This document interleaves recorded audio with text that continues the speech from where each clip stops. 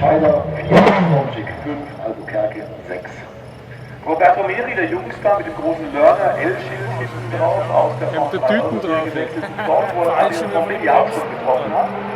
Meri Liter, Formel also auf 8 anständig ausgezeichnet, was er kann. Farblich kompetitiv.